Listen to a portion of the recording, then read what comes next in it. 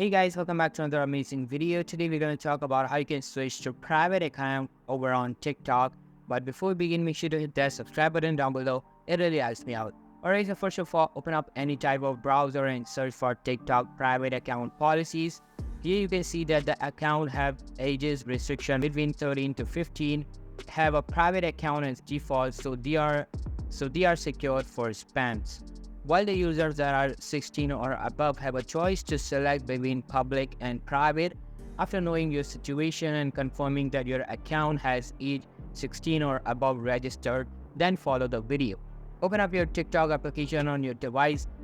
Simply log with your account there. On your profile page, open the hamburger menu and open settings. Inside settings, open privacy and then toggle the privacy statement to your liking. And that's how you can switch your account to private account over on TikTok. So that's all for today's video, guys. Hope you liked the video. I'll be meeting you in the next one. See you soon. Bye.